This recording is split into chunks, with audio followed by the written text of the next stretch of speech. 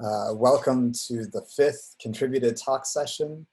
We have 4 wonderful speakers today.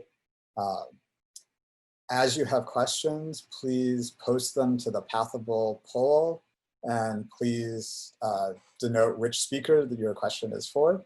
We're going to have 4 10-minute talks followed by a roughly 15-minute Q&A session where we'll try to get through as many questions as possible. So the first talk today is from Emma Jablonski. Hi everyone, I'm Emma Jablonski. I'm a data science engineer at the Swiss Data Science Center. Today I'm going to talk about RENKU Lab, which is our open source web platform for computational reproducibility and collaboration. A quick note about the Swiss Data Science Center. It's a joint venture between EPFL in Lausanne and ETH in Zürich since 2017. And its mission is to accelerate the adoption of data science in academia and industry. So, back to computational reproducibility. Maybe you've been in the following situation. You present your research at a conference, and soon after, someone sends you an email. Hey, cool science talk. I cloned your repo, but I can't run your code. Please help. So this is great. Someone wants to use your work. And it would be nice if you could spend some time helping this potential collaborator run your code, but it would be even better if it just ran. In fact, it would be nice if it just ran for other interested parties as well, like your current collaborators, students, business partners, decision makers, and of course, future you. It would help everyone trust your results and make it easier for them to build upon what you've already done. So why might it be difficult to run your code? After all, you made the code publicly available in a version-controlled repository.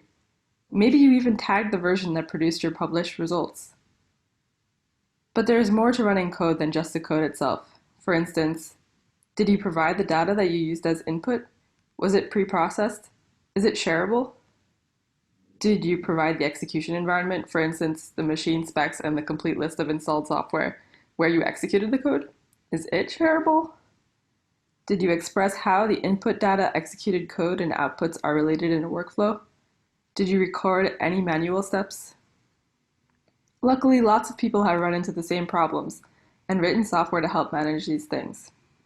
That's great on paper, but this is the technology landscape as of 2019 for all the infrastructure to manage your code, data, environments, and workflows for computational reproducibility. So what if, instead of having to decide, someone chose for you the open source community-driven best practice tools and glued them all together for you to use in the cloud? That's RENKU Lab. On RENKU Lab, your project, which consists of your code, data, and some customizable templates files we provide, is stored in a connected GitLab. You can launch cloud-based interactive development environments like Jupyter Lab and RStudio to run your code and make and push changes. And when you push your changes, GitLab continuous integration builds and stores a new Docker image so that the next time you launch, the changes you made to the environment configuration, for instance in the Docker file or requirements.txt or install.r, come pre-installed.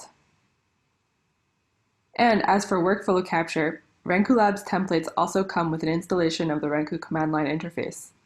You can use this tool to store the provenance of all the files generated by running your code, and also rerun and update results as you're developing the code, without having to learn a specific workflow language or write your own workflow files.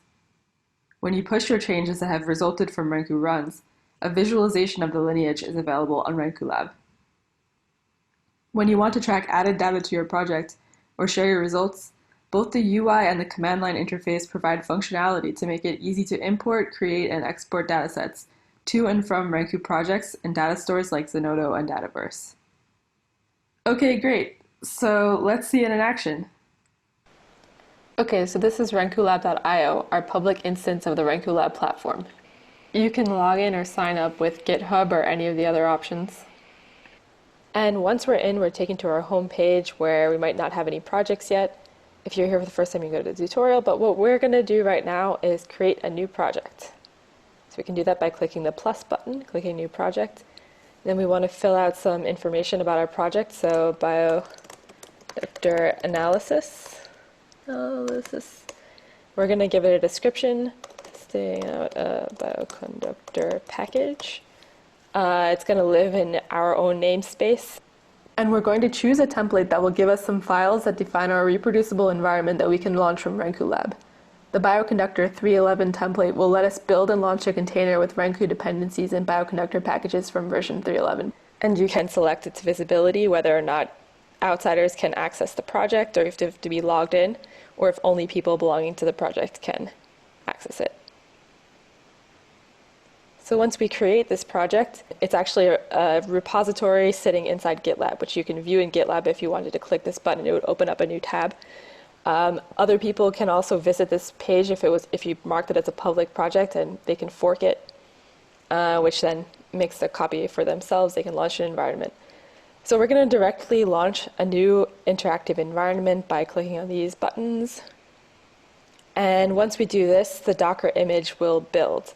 And so the Docker image is building based on the files that are inside the project. So there's a CI file, this one, inside the project. And this is telling GitLab to build based on this Docker file here that's also in the project. And once that's built and available, we can launch the environment. These are some default configurations, and then we can start the environment.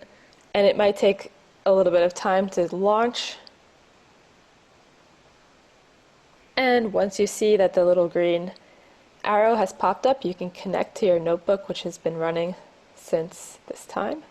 And this drops us into our RStudio interactive environment that has been built by the Docker file in our project. So let's give a closer look at that Docker file really quickly. So if you can see that this is coming from this RENKU parent image at a specific release. And if you want to take a closer look at what's inside, you can go to this link. And then besides that, all this stuff is customizable. So you can change which packages are installed into the Ubuntu OS. You can change what R packages are installed that will, when you make these changes, restart on launch with your packages already installed. And if you want to also do the same thing for Python, you can do that as well. But this is a regular Docker image, and this will build, and anything you put in here will get built into your image. But in order to put it into your image, in order to make sure everything gets built, you need to git add, git commit, and git push any changes you make back to RENKU Lab. And once you push, you can visit the other tab on RENKU Lab and see that your changes have been saved. And in the background, what's happening is the GitLab is building your new image. So if you started a new environment, you could build from the latest commit. So we talked about the environment and code, and now we can look at adding a data set. So there's two different ways you can add a data set. You can create one by uploading files from your machine, or you can import a data set that's already been created and also stored in a RENKU project or in Zenodo or the Dataverse. You can also add individual files to your project without them being a data set, but the advantage of a data set is that you can add extra metadata about where the data has come from and a description of what's inside. When you use together with workflows, you can get a high-level description of how your output files have been generated. So now we're in this other project. It already has a data set, as we can see by typing RENKU dataset, which is just a zip CSV with some flight data. And in this particular workflow, we're just going to extract some flights, run a simple summary analysis, and then make a plot. And so this has already happened in this workflow, and we see that we get this plot that's kind of all gray. And we're going to try to make a small change by adding color. And once we make a change, we always have to commit the changes because RENKU relies on Git versioning. And so we can make a commit with that, and then all we have to do next is to call RENKU update on the output file that we want to regenerate, because now it'll be regenerated with the changed code. As we can see, it's rerunning the workflow, and then we get our output with different colors. One extra thing to mention is that these workflows can flow cross projects, so you can imagine from the output of your workflow creating a data set that another project can use as the input for their workflow. So besides doing analyses using Bioconductor packages, you can also develop your own package using RENKU. Here's an example of one. It has all of the template files for making an R package. So that's it for the demo. You can click the help button to see some documentation, and specifically you can ask questions in our discourse. You can talk to us in Gitter, You can go through the Getting Started tutorials at our documentation, and you can submit bug and feature requests in our repository. So thank you for listening, and just to remind you, RENKU is under very active development. So we'd love to hear any feedback you have, and if you're interested in deploying your own instance of RENKU Lab, let us know. Wonderful. That's very interesting first talk. For those of you that joined a little late, just a reminder to submit questions using the poll feature in Pathable and to note which speaker your question's directed to. Our next talk is from Shian Su. Hi everyone, thank you all for being here. My name's Shian Su. I'm a PhD student in the Ritchie Lab at the Walter Eliza Hall Institute of Medical Research. And today I'd like to talk to you about investigating DNA methylation using Nanopore long-read data and the software that I'm developing to facilitate that. So DNA methylation is an epigenetic regulator. The most common form of this in mice and humans is 5-MC methylation, which is the addition of a methyl group to the cytosine of a CpG motif. Methylation in promoter regions leads to a suppression of gene expressions, and this plays a role in genomic imprinting, exon activation, and the suppression of repeat elements. The technology that we're using to study DNA methylation is Oxford nanopore sequencing. The way that this technology works is that a motor protein pulls a DNA molecule through the nanopore, and in the nanopore, sensors detect disruptions in a current, which produces a signal. Then through deep learning algorithms, this signal can be used to infer the bases that pass through that pore. And also it's been discovered that this signal contains sufficient information to also infer the methylation state of those bases passing through the nanopore.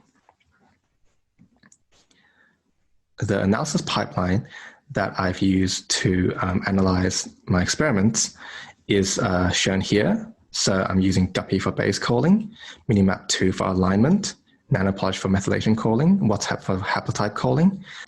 So then I do differential methylation, methylated region detection using BS-seq, and I visualize using a package that I'm currently developing called NanoMethViz. So the green arrows here indicate that those steps actually require quite a bit of manual data wrangling in order to get the softwares to work together. Whereas from base calling down to methylation, it's quite a straightforward process, and all the outputs from a software feeds into the next software quite nicely. So NanoMethViz is currently available on GitHub if you want to have a look at it. There's some vignettes available and some example data included in the package. So in addition to providing visualizations, NanoMethViz also provides a bit of data wrangling to help you through this pipeline that I've used to analyze my data. And it also provides a TabX-based data format for working with larger than memory data, which is necessary because the data gets quite large when you're looking at methylation. So the primary visualization in NanoMethViz is this spaghetti plot. And I provided two different interfaces to plotting the methylation data. So the first interface is this plot gene, in which you simply name the gene that you want to plot, and it will create the plot around that area. Or you can use plot region, which then allows you to specify just an arbitrary genomic region that you would like to plot. The example here is a plot of the PEG3 gene. So there's a few elements of this plot that I'll talk you through. The first are these thin little lines. So they're the spaghettis of our spaghetti plot. And individually, they are the smooth methylation probabilities of individual long reads. So each of these little spaghettis represent one long read of raw data in this genomic region. And then the thick lines through the middle are the aggregate trends. So it's sort of an average of all of these squiggles in those areas. And that gives you a better overall look at what the trends are. Then towards the right, you've got this gray shaded box, which is a method for just annotating the regions in this plot. And in this case, this annotated region represents a region that is marked to be differentially methylated by BS-seq. Then below that, we have the isoform annotation along with the exons for the PEG3 gene. So we can see that in this plot where the methylation deviates for the two experimental groups, in this case, the two haplotypes, that is happening near the transcription start site of the PEG genes and multiple isoforms. It's currently implemented, so only the data required for plotting is pulled into memory. The data that I have is tens of gigabytes, so it's not actually feasible, at least on a laptop, to pull all of that into memory for plotting. And this data comes from this pilot project of F1 crosses between a female black 6 mouse and a male cast mouse, a castaneous mouse. And we've sequenced 3 samples of female mice placenta, so for one from each of these mice. And we've done that using 1 promethine flow cell each. And by having these well-characterized parent strains, it allows us to very effectively haplotype each of our reads, which enables a lot of extra analysis to be done. And also by using the placenta, it gives us known X inactivation states, which gives us a bit of ground truth when we are looking at this kind of novel analysis. So using nanopolish, the methylation calls result in this 80 gigabyte table, which obviously I can't load into memory. So I've converted that into a 7.2 gigabyte compressed TabX file. And the TabX format allows me to kind of query and pull out entries within a genomic region without loading in all the data. And also being compressed, it makes it a lot easier to move around and share. So the mapping coverage of this data is around 46x, quite evenly spread across the genome. And that equates to around 7x coverage per sample per haplotype, which is quite a decent level of coverage for studying methylation. A look at the MDS plot of the log methylation ratio shows that our two haplotypes separate quite nicely. So in the first dimension, it's a separation of the methylation profiles of our two haplotypes. And then in the second dimension, it's sort of a separation of the samples from before we split them by haplotypes. So sample 1 is kind of up top, sample 3 in the middle, and sample 2 down the bottom. And using this data, we can have a look at the methylation as it relates to X inactivation. And initially, I was a bit surprised by this result because what it's showing is that the cast chromosome here, so the inactivated X, shown there in slightly lighter green color, that's indicating that it's slightly less methylated across the chromosome. And the inactivated X should be suppressed. And in my mind, methylation has a suppressive effect. So the suppressed chromosome should really have a higher level of methylation. However, looking through literature, it turns out that in 2005, this was also observed in human fibroblast cells by Weber et al. And what they saw was that on the inactive X, across the whole chromosome, the inactive X is indeed less methylated. But if you focus in on just the promoter regions, that's when you see the inactive X being more methylated. And when I plot that for my own data, as seen in this box plots, that is indeed the case for my data as well. And I've also plotted this aggregate of all the genes across the X chromosome, kind of scaled to relative positions. And you do see, it's a bit more subtle than in the box plot, but you do see that in the near the transcription start site, the cast paternal inactive X is just slightly more methylated, although across the rest of the gene, it is obviously much less methylated. So zooming in and applying the spaghetti plots, it's interesting to look at this Gnas gene, which has a very complex imprinting pattern. And we can see that it kind of crisscrosses and it's imprinted in one direction in one area of the gene and then imprinted in the opposite direction in another area of the gene. And with the gene annotation below, we can also kind of see that these areas correspond to sort of the first exons of two different isoforms of this gene. And the other gene that I found to be quite interesting to observe was the exist gene, which is a key control gene of exon activation. And what this is showing is that the exist gene is slightly, well, it's demethylated in the paternal chromosome, which is the inactive X chromosome. And that makes sense because the exist gene is expressed from the inactivated chromosome. And so it needs to be demethylated there in order for it to be expressed. And the current state of NanoMethViz is such that I'm providing upstream support for nanopolish, F5C, and Megalodon, so I can import any of the output files produced by these softwares. And I can perform downstream support, downstream analysis using BSC, DSS, and EdgeR through more data wrangling functions. So any of the data from these upstream softwares can be coerced using NanoMethViz into data objects appropriate for BSC, DSS, and EdgeR. And I will hopefully submit this to Bioconductor for the next release. So thank you all for listening to this talk. I would like to also thank the Bioconductor organizers for giving me this opportunity, and obviously all the members of my lab who've helped me immensely in the development of this project. Thank you very much. Wonderful. Thank you for a very interesting talk.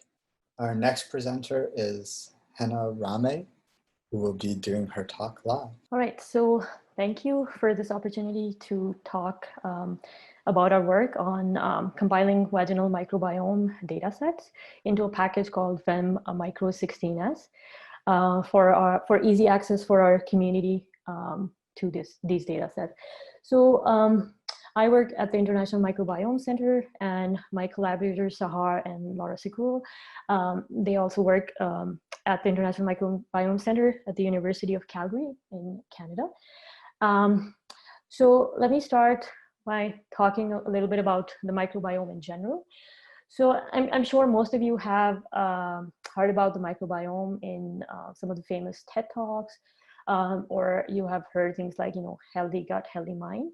So that's basically, we're all kind of toting around about, trillions of microorganisms all over different parts of our body.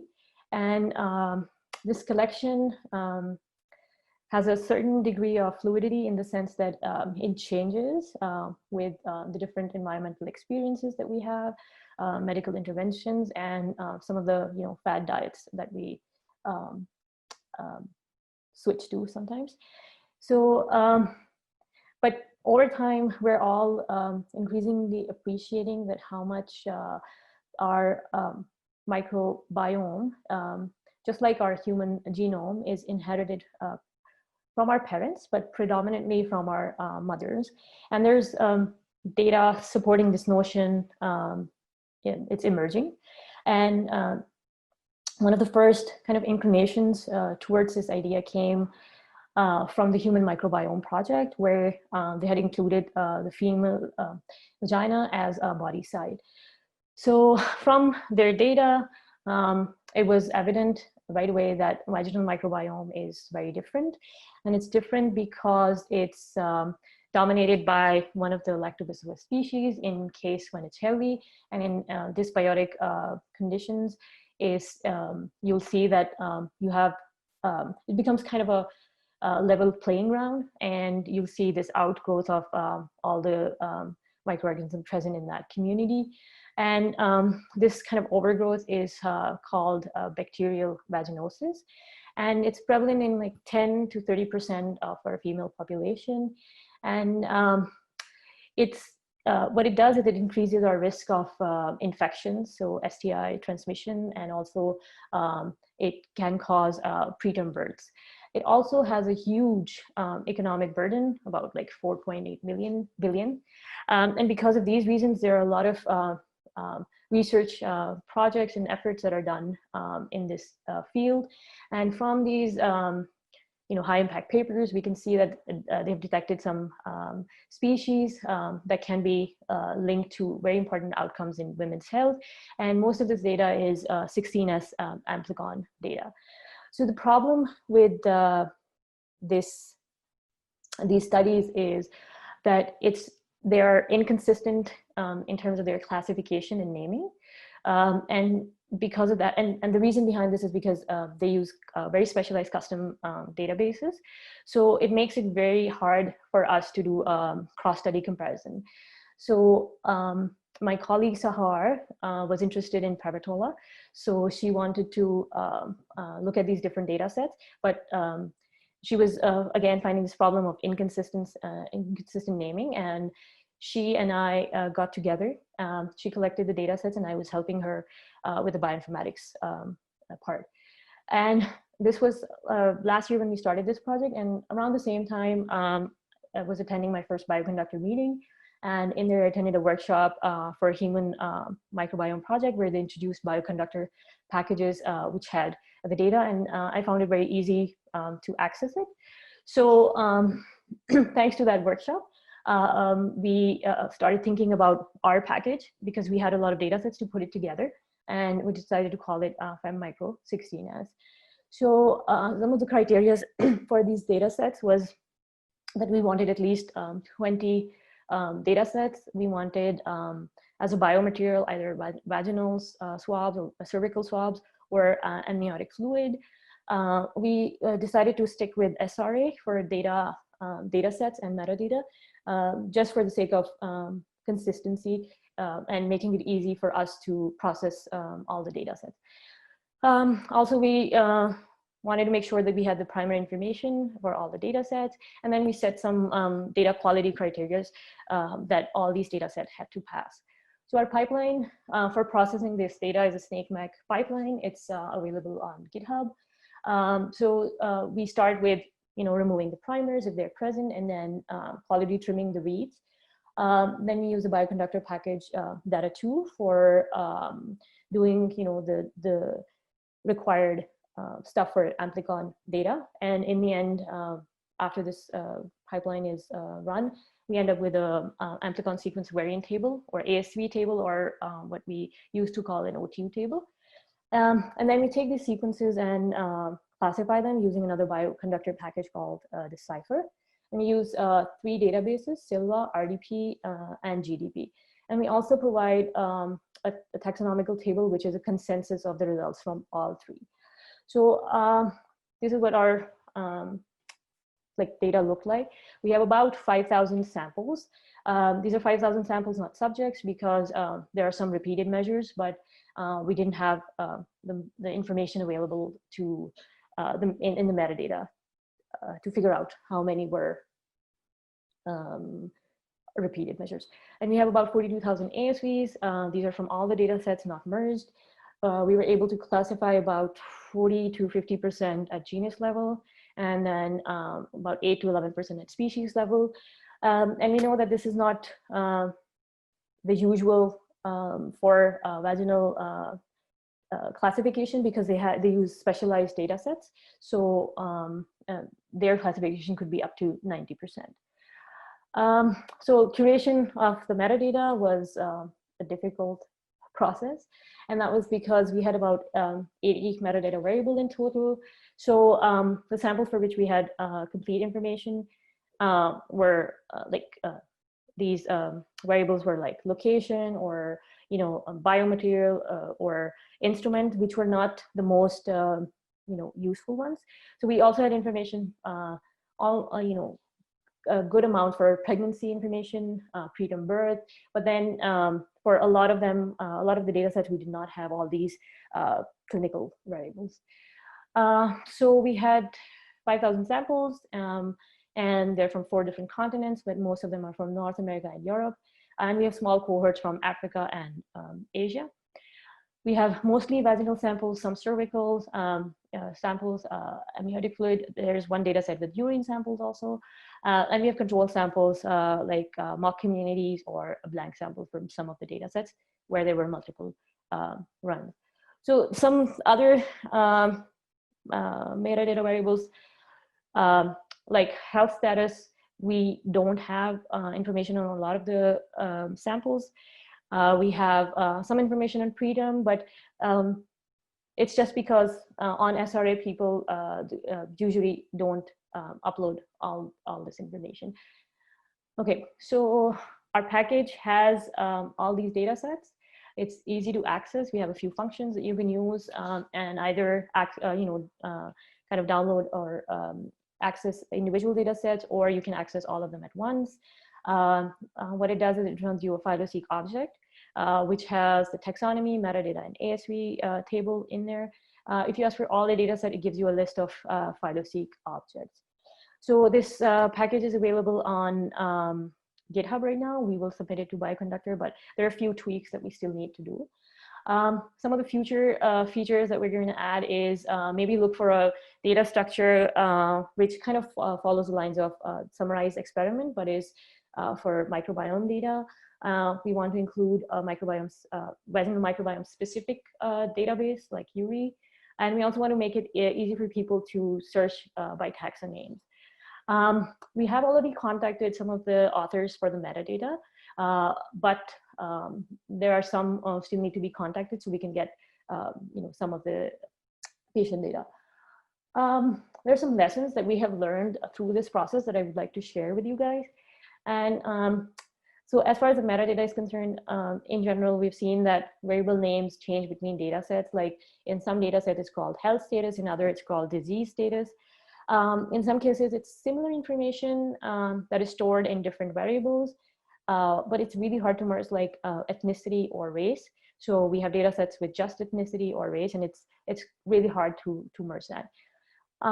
As far as the data sets were concerned, we also saw that there were multiple runs in a data set, but they did not have blanks or marked communities. We also saw samples with different read lengths within a data set, and those were also different runs from different times.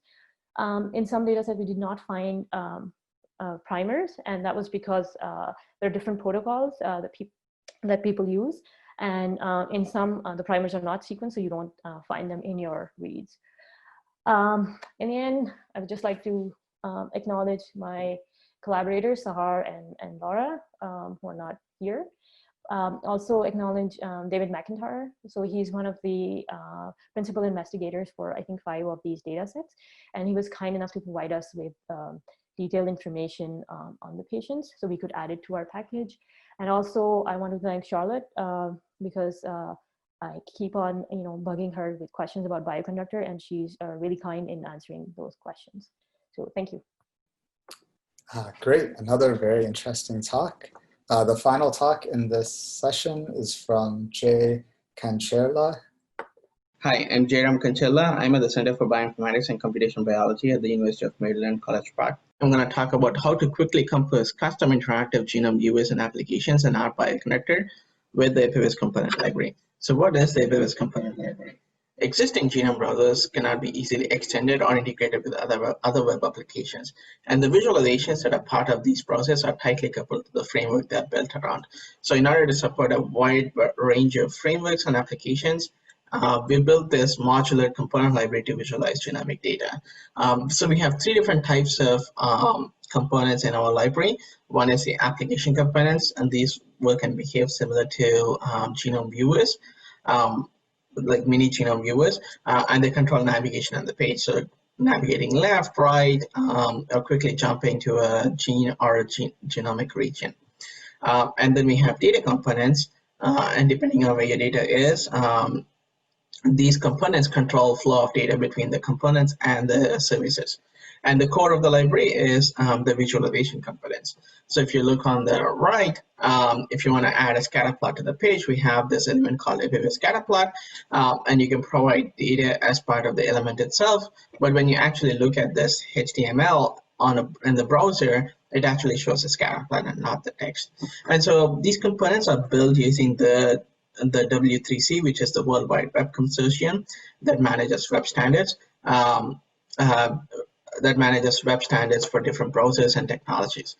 So these behave like native HTML elements. They're reusable, they can be extended, or can be integrated with most frameworks that use HTML as a rendering engine. So for example, Shiny applications or Jupyter notebooks and so on. They also work on most modern browsers. So the core idea of all of this is you can build these components once in a modular way and then use them everywhere. So now that everything is modular, you can now think about new ways of creating interactive genomic applications. So for example, on the right, you see an epiviz environment. An environment is a component that doesn't have genomic context linked to it or genomic region linked to it. So when you add plots in this environment, it's going to look at the data across the entire genome or all data that is available in that for that data set. So this one, it's looking at esophagus and sigmoid colon, the expression between esophagus and sigmoid colon as a scatter plot. So you see all the data points that are available. We also have navigational elements that are either linked to a gene, for example, in this case, around the BALC region, or the one at the bottom, the one about the bottom, which is around the around this specific, and then the chromosome-X genomic region. And so this is a collapsed view of the navigation. So once you expand it, you'll see the same tracks as the one at the bottom. And then all these are completely interactive. So hovering over our track will immediately highlight this region across all the other tracks. So using this approach, now you can visualize multiple gene regions at the same time. You can look at the entire genomic data for looking at patterns or interesting data points, regions, and brushing is still interactive. The epiviz chart package is an R interface to the component library. So it lets you create components or visualizations based on our data objects. I'm going to walk you through a vignette to show how this works. First, I'm going to load the package itself and a few other annotation packages we'll be using, and a few data objects, example data objects that we'll use. The epiviz chart package supports various Bioconductor data types, for example, genomic ranges, organism DBs, annotation packages, summary experiments, and so on. So the first one I'm going to load is the Homo sapiens annotation package, and I'm telling the chart library I'm going to look at this package in this chromosome region, and it's going to show a gene track. So the package automatically uses a chart type to use depending on what the data object is. So since this is an annotation track, it's going to show a genes track with the position of the genes, and the blue bars you see are the exon positions. And so for summarized experiments, you would automatically see a heat map. For gene ranges, you'll see a line track. But the user also has an option to explicitly say what chart type to use. For example, in this chunk, I want to look at the data from the TCG colon curves, which is a gene ranges object. In this genomic region, I want to plot the cancer mean and the normal mean measurements that are available in this object, and you'll see a scatter plot. And so this is the core way of how to create these visualizations. And now you can compose these visualizations as part of genome viewers. So there are a couple of ways in which you can use create these genome viewers. The first one I'm going to show is looking at data the genome wide. So these are the environment elements that I was talking about before. So and environment elements do not have a genomic region linked to them. So you create an environment element, and we're going to plot the same object as before, but now it's going to show a lot more data points because it's looking at the entire genome and the entire all the available data points in that object. You can also specify, you can also create navigational elements in a similar way. So the first one is create a navigational element link around this genomic region. I'm going to add the annotation track for the Homo sapiens in this genome, in this region. And I'm going to use another object, which is the TCG colon blocks, which contains regions of peak methylation. And this is plotted as a blocks track. It's called a blocks track in our library. And yes, you can see it still plots the genes track and the blocks track. And yes, you see the navigation controls are disabled, and this is by design. because since these are static components, since there's no active web server or a website connection in place for these components to make requests on the go, nothing would happen if you have this. That's the reason this is disabled. But that's not always the case where we expect our users to use these components in. So we also support interactive modes. The first of the interactive mode I'm going to show is a standalone mode. I'll also show a Shiny application later. And so I'm going to, in the standalone mode, I'm going to create the epiviz navigation again within the same region. One extra parameter I pass is I'm going to say these are interactive elements. And then one extra step in this process is to create an instance of the epiviz server. So the epiviz server creates manages the WebSocket connection and register for various requests coming from the UI, which data sets to grab and that are available in the R session and send the data back. And as you can see now, I did the same as before, which I created a blocks track and I added an annotation track. And so as you can see, these components are now interactive and the navigation controls are enabled. And so the data is not packaged as part of the components. They actively make requests to the WebSocket connection whenever you interact with these components, and then get the data, and then it plots them. And everything is still interactive. So brushing on one of the track highlights this region across all the other tracks, and you can do various. If you can jump to another genomic region, you can search for a gene or zoom in or zoom out.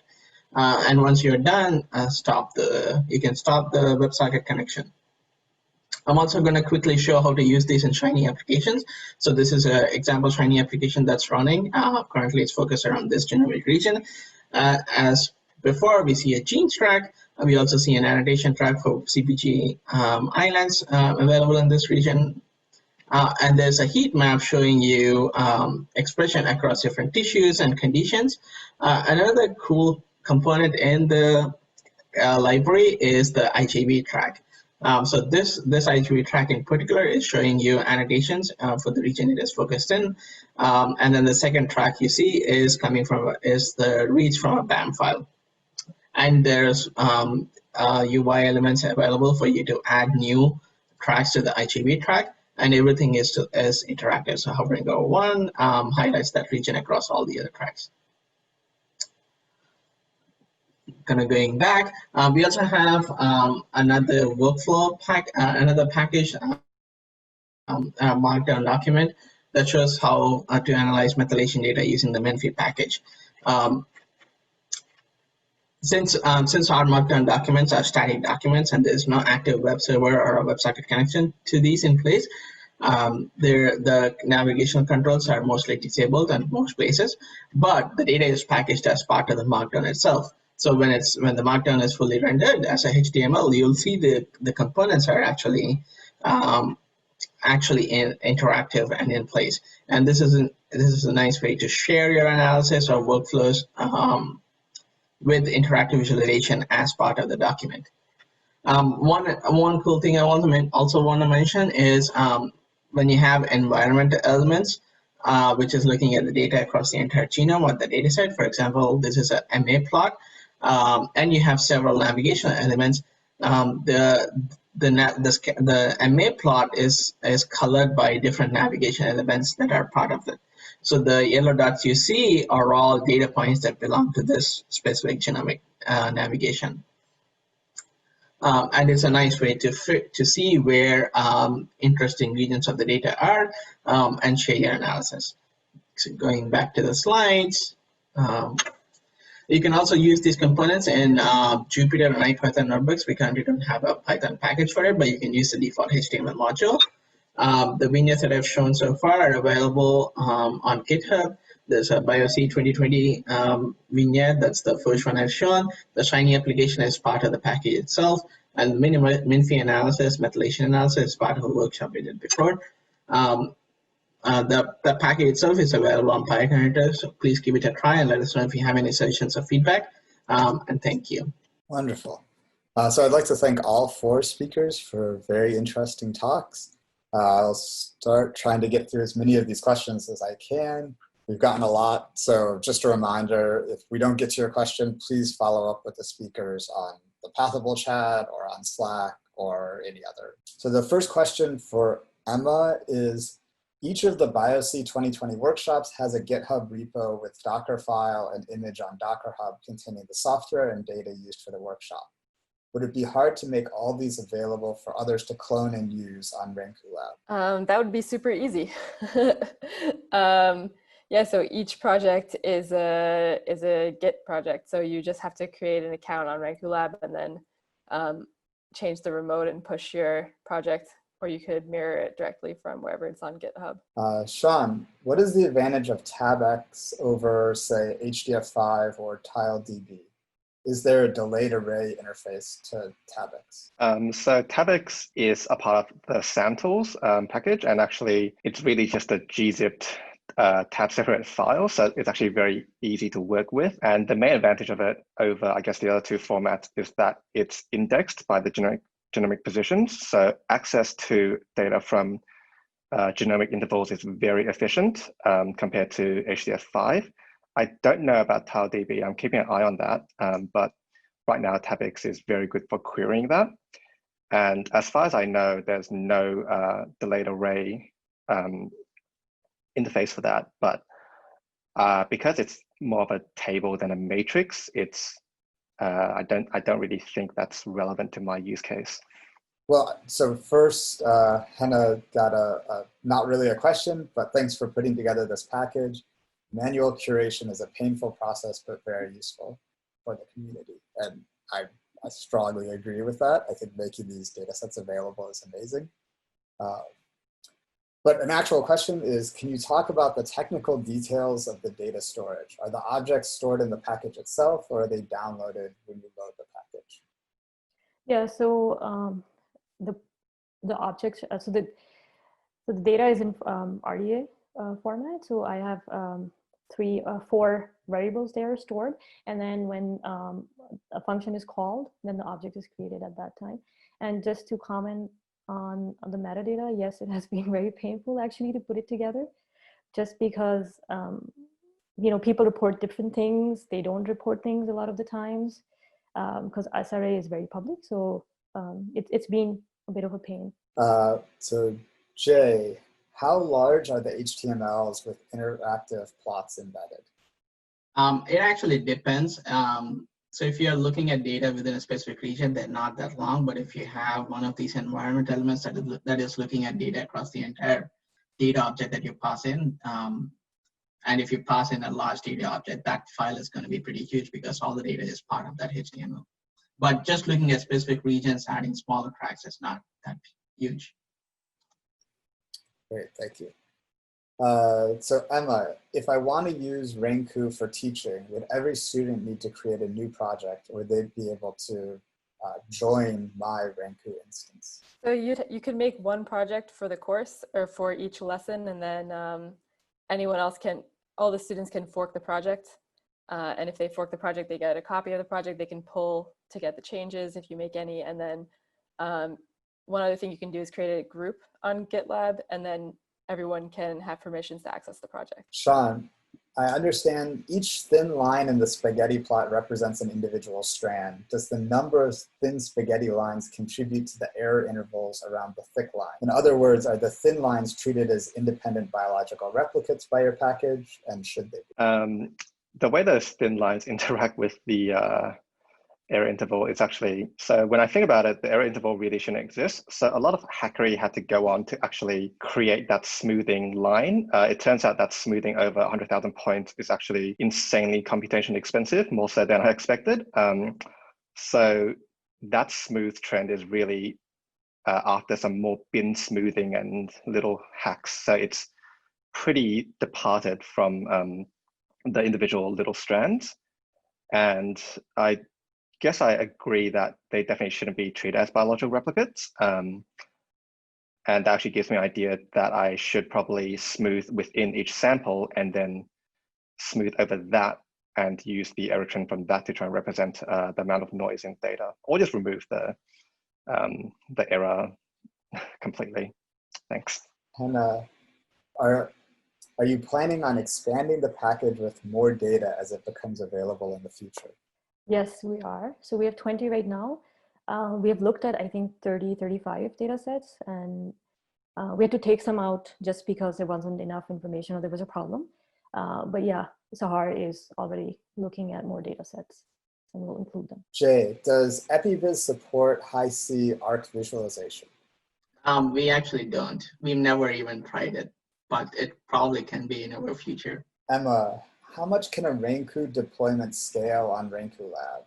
Can I launch a large instance? So technically, yes. I guess it depends on what resources you have access to and what it means by large and how much does it scale. Basically, in the back end, there's a Kubernetes system of pods, and you can also reach out to us if you have some specific case, and we'll help you get set up.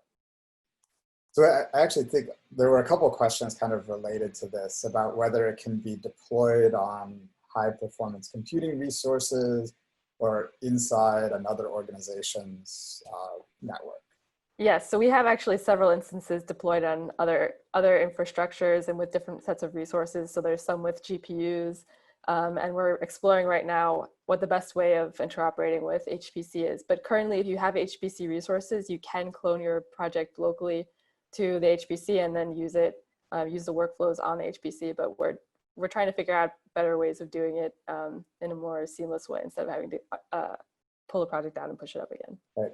Shian, what Bioc objects do you use to store the methylation information? So in terms of storage, it's just a table, so it's just a data frame. And when I pull it in, so in my object, it's kind of just storing a path to the TabX file. And when you perform a query, it just pulls it back out as a small data frame. So there's no Bioc object used there. All right, so we've reached the end of time. We got through most of the questions, but if we didn't get to your question, please reach out to the speakers. And I'd like to thank all 4 speakers again for very wonderful talks. The final contributed talk session is this afternoon at 3 p.m., so please stop back for that. Thank you all.